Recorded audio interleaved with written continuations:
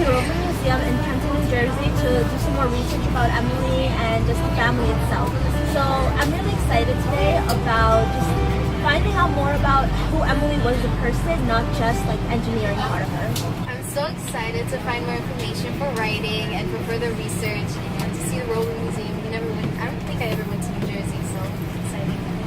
I'm really excited to hear people from the museum really talk about her and all the Roeblings and how like structurally the bridges were really built. So today we're going to the Roebling Museum where Emily, Washington, and John's lives are portrayed. And I'm really excited to go because it's very different studying Emily and actually seeing her things.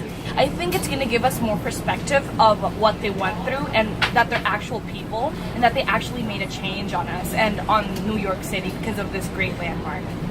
I'm really excited to go to the museum and just have like a physical outlook as to what like the Brooklyn Bridge was about, how Emily built it, constructed it, like what she did, and we'll learn more information rather than just looking it up on our own.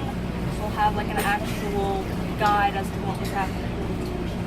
Hi, I am very excited to go to this museum because we get to learn so much about the Brooklyn Bridge, and I just want to see how Emily and all of the workers got the bridge done in that amount of time. I'm really excited to go because I need to, personally, I'm writing a scene of a more personal, sentimental moment, and I really like to know how they are as sort of a family between John Washington and Emily all together. It would really help me. I cannot wait.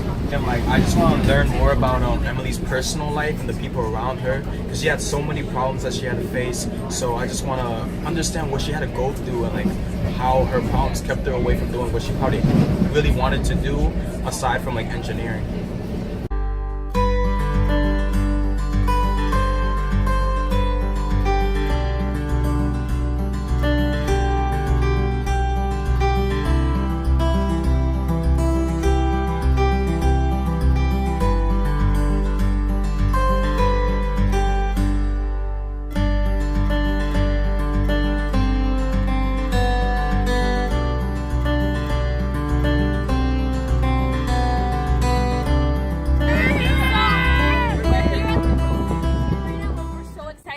Some live action on the Roeblings' lifestyle and what they did. Yeah, we're real excited to see how they lived, how their home life was. We know what they did, engineering-wise, but now we're going to find out more about the family itself. Also,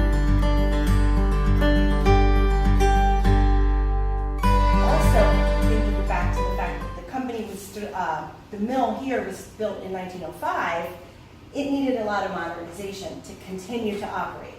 So they had an ambulance bay, they had a doctor on staff, they had everything you could possibly want to live in this community. But as they decided they were going to get out of the business, they were then letting the residents purchase their homes if they wanted to. You didn't own your home if you lived here, you rented your home from the Roebling Company. They owned everything. They had a police station, they had a jail cell, which we actually have a gallery in the room right now, and I have an interesting story about that I'll tell you later. So this portion that you're in is new. That was the, from there all the way to the back was the gatehouse.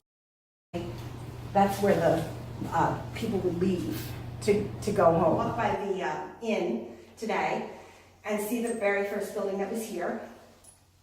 And he built that inn so that the men who were building the community and the factory could live at the inn.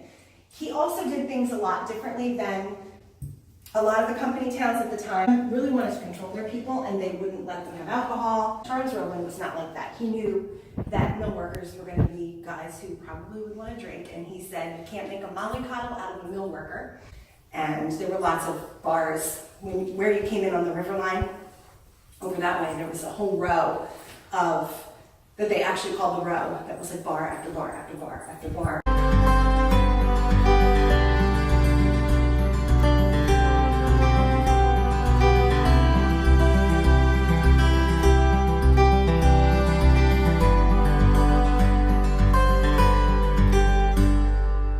Right now we're at a student bridge that was built, and they really teach the kids about their history and the Roeblings in general. and this is just one of the many examples of how they really keep history alive in their community. Yeah, and for example, it's crazy because something that we were told was about 70% of people rather in this community has some sort of affiliation to the Roeblings. I just loved being here. I felt like I took like a day off and slowed down with so many with such a community that's like so warm and welcoming, and like I just loved like being around here. I wish I lived here. Oh my god. Yeah, it's a real shame that we're leaving behind all this history, but now we gotta go out there and tell their story. Yeah. Bye guys. Bye.